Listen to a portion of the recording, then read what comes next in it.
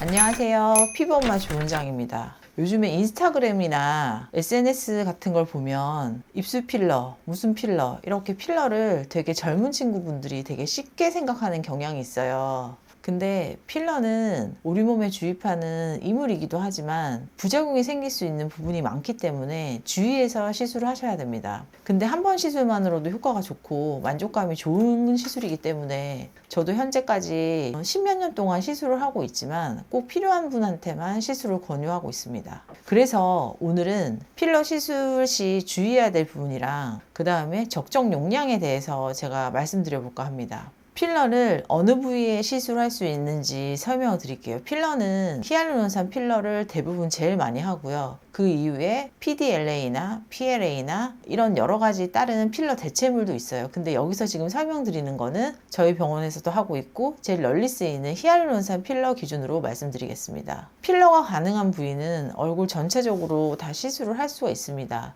볼륨을 증대하기 위해서 이마나 코, 턱, 볼, 악강대 이렇게 어떤 부위를 튀어나게 해서 시술을 할 수도 있고요. 팔자 주름선, 꺼짐 말고요. 주름선, 눈가주름, 이마주름, 미간주름, 목에도 시술을 할 수 있습니다. 히알루론산 필러를 어떻게 크로스 링킹 했냐, 그러니까 얼마나 단단하게 뭉쳤냐 아니면 묽게 뭉쳤냐에 따라서 얕은 부위, 그러니까 주름에부터 시작해서 골막 위에까지 넣어서 볼륨을 형성할 수 있는 제품이 다양하게 나와 있습니다. 그러니까 필러 회사에서도 한 가지 제품만 생산하는 게 아니라 똑같은 브랜드여도 입자 크기에 따라서 3가지 제형, 4가지 제형을 다양하게 만들기 때문에 의사가 부위마다 선택해서 제품을 사용하는 편입니다. 그리고 요즘은 얼굴뿐만 아니라 바디에 볼륨을 증대하는 용으로 100에서 200cc, 200에서 300cc까지 한 번에 맞으시는 분들이 많더라고요. 가슴이나 힙을 교정하기 위한 목적으로도 사용을 하십니다. 요즘에 젊은 친구들이 제일 많이 하는 게 이마랑 입술이랑 뭐 이런 것 같아요. 그러니까 젊은 친구들이 많이 하는 것부터 설명을 드릴게요. 이마를 좀 봉긋하게 하고 싶다. 그 다음에 입술을 좀 볼륨아이징 하고 싶다라고 오시는데, 이마는 이마가 꺼진 정도에 따라 다르기는 하지만은 관자, 여기 꺼진 부분 관자돌이 여기가 꺼져 있고 이마를 전체적으로 밸런싱 하려면 6cc 정도? 여기는 괜찮고 중간 부분만 꺼졌다 하면은 이마는 4cc 정도만 해도 처음에 치료를 받으실 수가 있고, 교정을 한 이후에 추가로 리터치 하는 거를 추천을 드려요. 근데 처음부터 뭐 10cc 이렇게 말씀하는 병원은 좀 걸렀으면 좋겠어요. 이게 한 번에 용량을 많이 맞는 것보다는 모양을 보고 나눠서 맞는 거를 시술을 하는 거를 저는 추천하는 게, 왜 그러냐 하면 쓸데없는 볼륨이 많이 들어가면 그게 나중에 문제가 생길 수 있고, 그리고 부족한 거는 조금 더 넣어서 교정이 쉽지만 많은 양이 들어간 것 같은 경우에는 녹이는 주사를 해도 예상치 못하게 녹거나 아니면 모양이 변형될 우려가 있기 때문에 저는 그런 걸 추천하지 않습니다.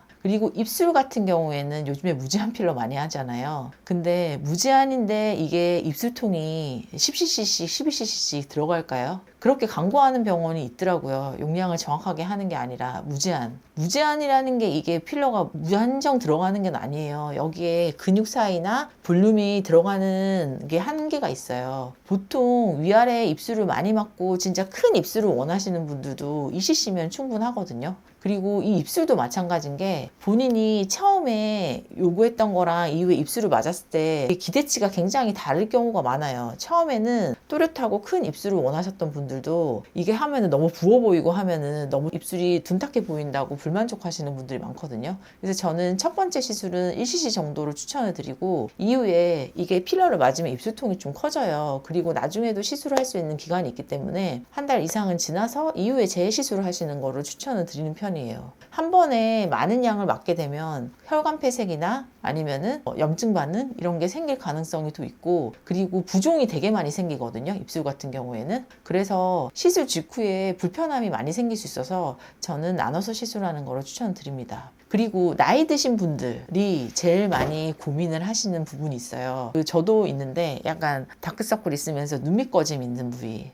이 부위로 많이 고민을 하시는데 눈 밑만 고랑만 꺼져 있거나 하면은 1~2cc로 충분하고요. 앞광대가 꺼져 있거나 전체적으로 처져 있는 경우, 이런 경우에는 뭐 3~4ccc까지도 눈 밑까지 교정하면서 이런 용량이 필요할 수 있습니다. 그리고 나이 드신 분들이 여기만 꺼진 게 아니라 옆볼 꺼짐이 같이 있는 경우에는 첫 번에 교정을 할 때는 저 같은 경우에는 한 3~4cc 정도만 추천을 드리고요. 근데 옆볼은 말씀드리는 게 굉장히 옆볼 꺼짐이나 이런 부분이 개인차가 되게 심해요. 2cc로도 되게 교정이 되게 드라마틱하게 되는 분이 있고 4cc를 맞아도 잘 안 들어가는 분이 있거든요. 이거는 개인차가 있다고 생각하셔야 될 것 같아요. 근데 코필러 있잖아요. 코필러 같은 경우에는 거의 남자분들도 1cc를 초과하기는 어려워요. 여기는 공간이 그렇게 많이 나는 공간이 아니에요. 피부도 얇고 뼈도 얇은 부위고 약간 그렇기 때문에 필러는 1cc 이상을 초과하지 않고요. 그 분들도 대부분 6개월이나 1년 정도 있다가 리터치 하러 오시긴 하는데 그런 경우에는 잔여 필러가 남아있는 경우에는 1cc도 안 들어가는 경우도 많아요.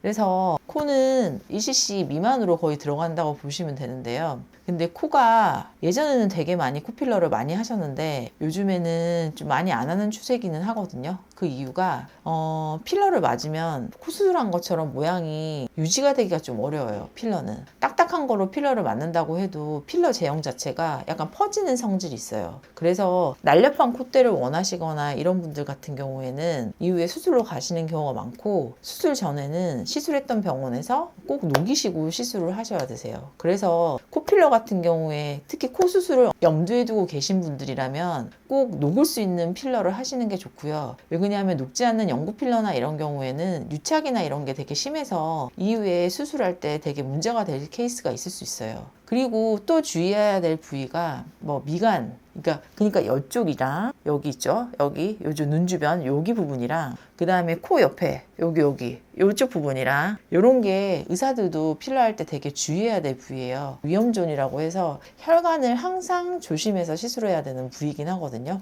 그리고 필러 하고 나서 그 부분을 저는 항상 재확인을 해요. 그래서 필러 하셨던 분들은 실장님이나 아니면 병원 직원을 통해서 그 다음날 해피콜을 하는 편이에요. 해피콜을 해서 불편함은 없는지. 왜 그러냐면 고객님은 이게 뭐가 생겨도 이게 당연한가 보다 하고 그냥 놓치는 경우가 있거든요. 근데 빠르게 그 다음날에만 대처를 하면 문제가 생긴 케이스가 한 케이스 없었어요. 저 같은 경우에는 빠르게 녹이고 빠른 대처를 하면 필러는 안전하게 시술을 받으실 수 있어요. 그리고 조심해야 될 부위나 아니면은 필러 회사에 공고하지 않는 부위는 저는 시술을 안 하는 편이에요. 특히 미간도 예전에는 되게 많이 시술을 했었어요. 근데 이게 케이스가 쌓이고 하고 다른 케이스도 문제가 생길 수 있다고 확률이 높아서 지금 현재는 미간 주름에는 필러를 직접 주사하는 것보다는 주베룩이나 이런 부분을 위해서 간접적으로 콜라겐을 재생해서 주름을 개선하는 치료를 하고 있습니다. 턱은 턱끝 필러라고 해서 요즘에 젊은 친구들을 많이 선호하는 편이긴 한데 여기는 턱이 많이 무턱 계신 분은 2cc까지 들어갈 수 있어요. 근데 보통 1에서 1.5cc 정도가 정량이고요. 이 부분도 턱끝을 너무 무리하게 빼다 보면은 옆으로 이렇게 되면은 마녀턱처럼 여기만 튀어나오고 여기는 그대로 있어서 턱이 굉장히 어색할 수가 있어요. 그래서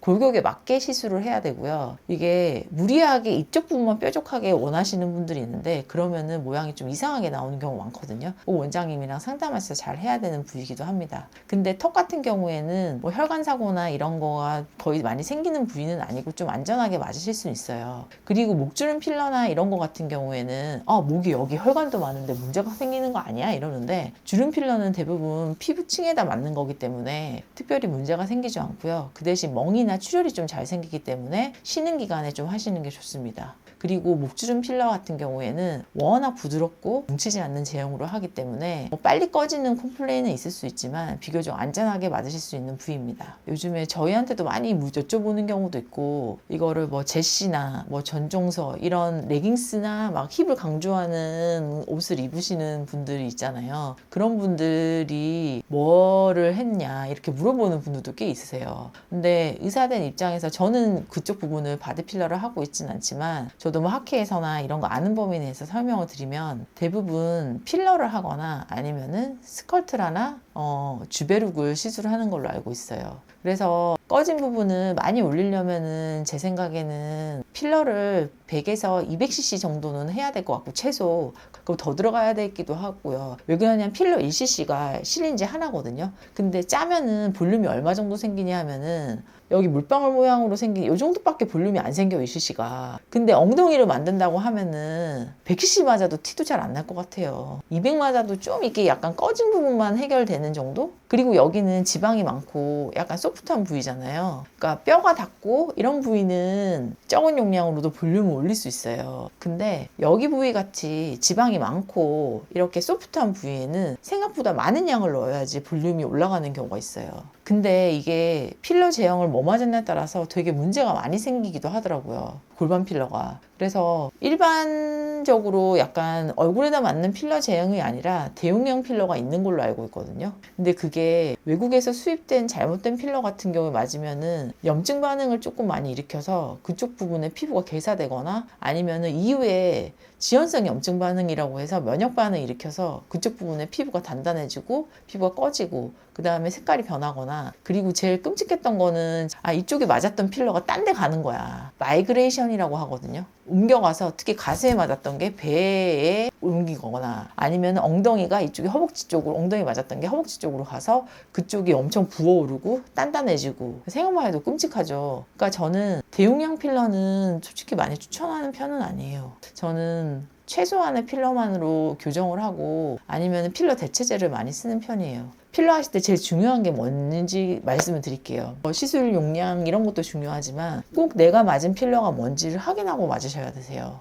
그래야지 그 이후에 문제가 생겼을 때 대처가 빠르고요. 그리고 최대한 녹을 수 있고 수정할 수 있는 필러, 히알루론산한 필러를 맞는 거를 추천을 드려요. 그래야지 수정이 가능하고 이후에 염증이 생겨도 빠르게 대처를 할 수가 있어요. 그리고 필러도 일회용으로 나오거든요. 그래서 그 자리에서 확인을 하고 오픈해서 사용하는 병원을 꼭 선택하셨으면 좋겠어요. 이상 피부엄마 조은장이었습니다. 감사합니다.